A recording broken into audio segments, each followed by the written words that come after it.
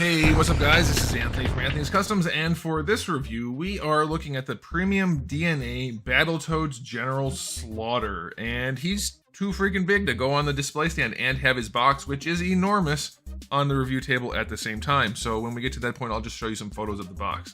But this guy is massive. He is the most surprising release out of the bunch. You don't usually see a company come out of the gate swinging with something as ambitious as this. Now the question is, were they able to deliver? Because anybody can try something that's ambitious if they're gonna not do a good job. That's easy. It's easy to try something hard and fail.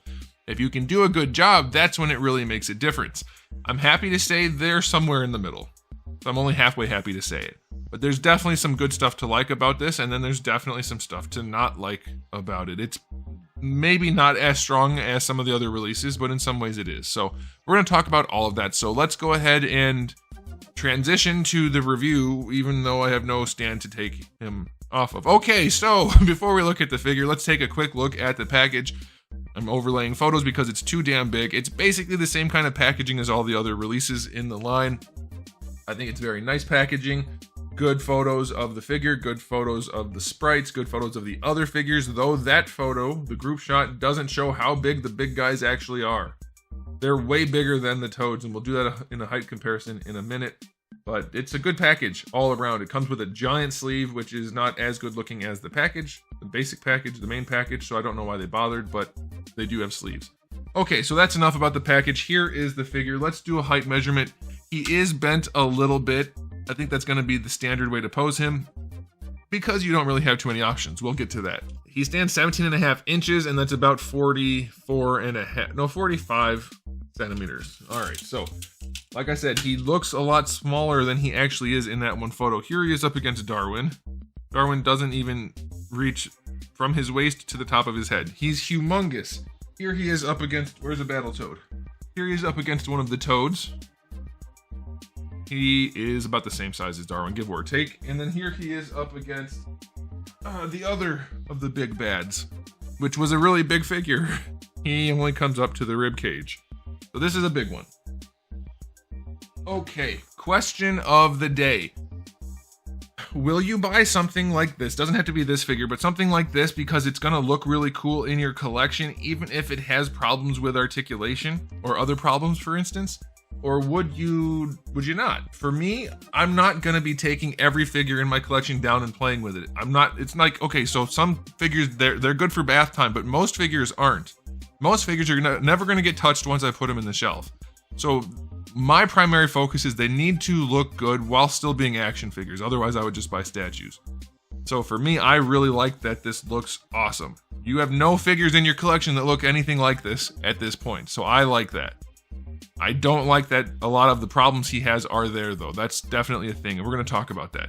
But first, let's go ahead and talk about the aesthetic. It's good. The paint job is good. It's not perfect, but it is definitely good enough. I'm just going to let him stand there while I do this because he's too big and cumbersome, but he's got really nice shading. There's highlights, there's lowlights. It looks good.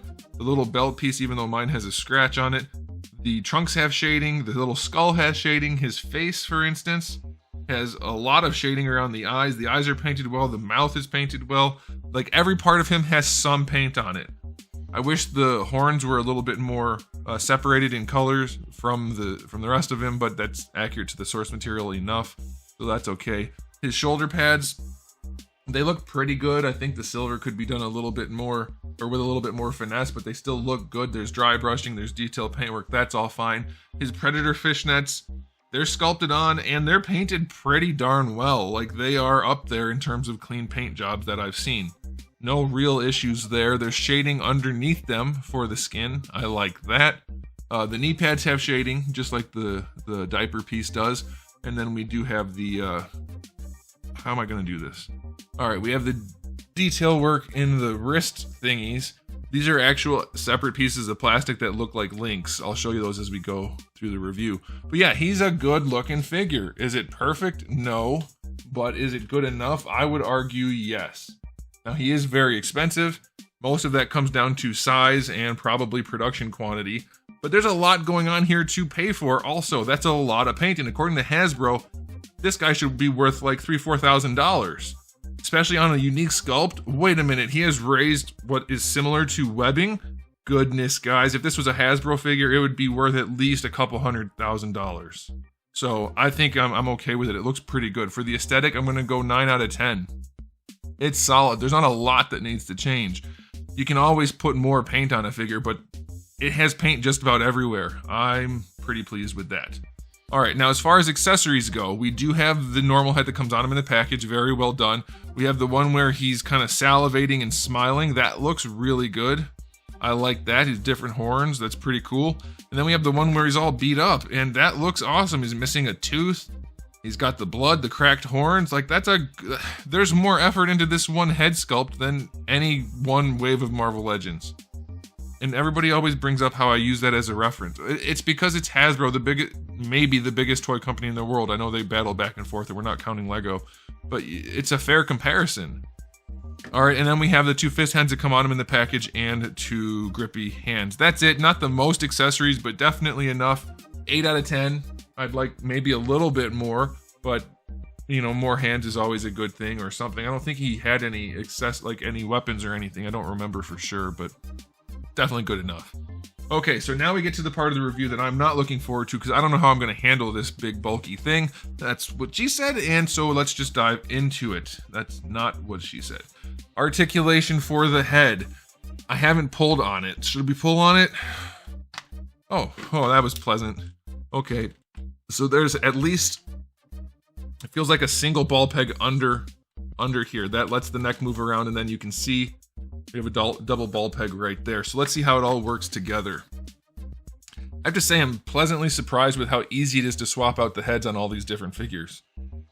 All right, so he looks up, he looks down, he turns side to side. Like, he's limited by the sculpt, of course, but I think generally speaking, that's about as much as you would expect out of that. So that's pretty good. I like his head and neck.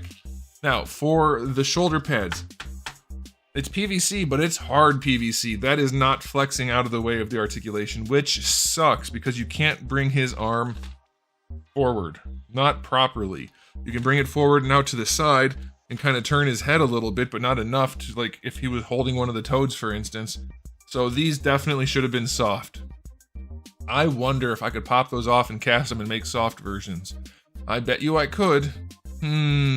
Soft resin is a pain in the ass. I might make accessories for this if it's popular enough. Like alternate shoulder pads, for instance, would make this guy so much better to pose. So let's go ahead and get into the shoulders a little bit more. Going out to the side, better than horizontal. No issue there at all. The rotation would be there if it wasn't for the shoulder pad, so that's a problem, I guess, but technically the articulation's there. Bicep swivel a little bit loose, but it's there. Floaty elbow pad is a floaty elbow pad. Not really going to get out of the way too much, so you're going to have just your 90 degrees out of that elbow. The top joint, it's technically a double jointed elbow. The top joint offers virtually zero anything, but it is there. So I guess that's okay. I do wish the bicep swivel was a little bit tighter, even though his arm's not falling on its own, it could be better. All right, and then the wrists, swivel, oh come on, swivel and hinge. Do the gripping hands, nope, they only have horizontal hinges, so none of these figures have the vertical hinges. That's a little bit unfortunate.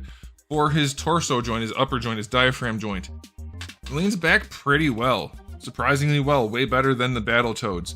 Doesn't look great because they cut it right under his boobages rather than including a little bit of rib cage. So it's a little bit more of a straight cut, which isn't ideal, but it's functional, so it leans back. Oh, it leans forward very nicely. I like that a whole bunch. Awesome, I didn't expect that. I do have a lot of glue on my figures. I mean, relatively speaking, not technically a lot, but it definitely could have less. That's for sure. All right, let's see if he can lean side to side.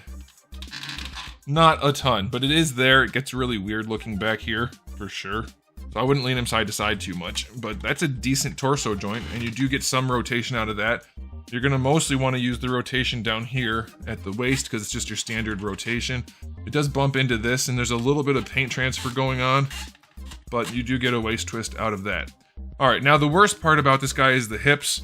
Let me set him down. I'm gonna adjust the camera so that I can show you this without holding this 45-pound figure in one hand while trying to do stuff. He's not actually 45 pounds, but pretty big. All right, so the hips. I don't know why they did it this way. Vermin didn't have a separate piece in here. Well, he kind of did. He had the big PVC part, then he had a socket inside. This guy, it appears that he has the PVC part here, and then right inside there, where you think that would be just part of the leg, it's like a socket for a ball, which isn't tight enough. It's kind of hard to explain, and you can't really see in there. But it's not tight enough in this part here, it's kind of floppy. It's not terribly floppy. It's not as bad as General Vermin, but it's not as good as it could be, and it has virtually no range. To the point that I'm not even going to show you the range. I mean, I guess I will. What the heck? It just wiggles, basically. He has very, very little range. So that's annoying, and it makes it hard to balance him. You do get a thigh swivel out of that, so that's okay, but very, very limited range in the hips, such that I think they would have been better off just not articulating them, because he would have been more stable, and you get basically no range. Floating knee pads, just like all the other pads and wraps and things. The knee joint has decent enough range. This gets in the way, but can we kind of adjust that? Yeah, it's going to get in the way. This will hide the joint nicely, but it doesn't have the best range. But you do get double jointed knees. They're not super loose, but they're not super tight. And then for the ankle, it goes back a decent amount. It doesn't go forward as far as I thought it would. I don't understand why. Maybe I just need to try forcing it. No, I can't. It won't go. I'm not sure why it won't go farther forward. So that's a bit of an issue. And then the ankle rocker is pretty steep, but it is there. So let's just do this.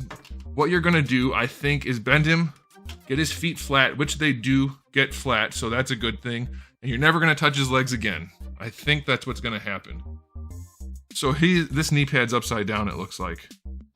Oh, I hope I can take it apart and fix that. If not, then somebody's gonna be getting a replacement. One of these knee pads is upside down, as far as I can tell. It's gotta be this one. Okay.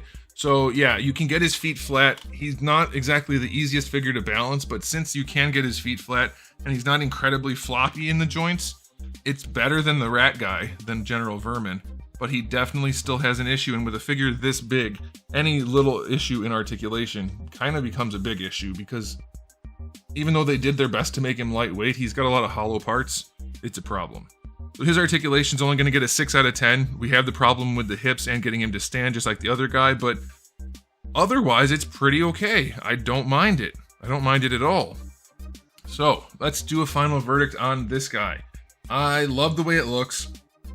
It has enough accessories and it has enough articulation that I can pose it a little bit and it's going to look really good on a shelf. Practically speaking, that's enough. Technically speaking, I do think it's lacking in at least the articulation. I don't know that the accessories could be much better, or the look, really, reasonably. So I'm gonna give this guy an overall rating of 7 out of 10. The limited articulation, particularly in the lower half, is a downside for sure. But it's still a pretty darn good release. I think even at these high price points, these guys are doing a pretty good job with this line, and I'm very excited to see where it's going. I will be reviewing the two goons, the skeleton and the pig guy. And then I'm just looking forward. I'm hopeful to whatever they have coming next, including Pimple, because he's the one that I like the most, the brown toad. But yeah, so far this is a strong batch of figures, guys, and I'm very, very happy with it overall. So let me know what you think in the comment section below. But that's it for me. So thanks for watching. If you enjoyed the video, please do give it a thumbs up. If you didn't, give it a thumbs down. And if you haven't subscribed, you should. I have new videos almost every single day and thousands already on the channel, so make sure you come back for all of that. And in the meantime, keep collecting.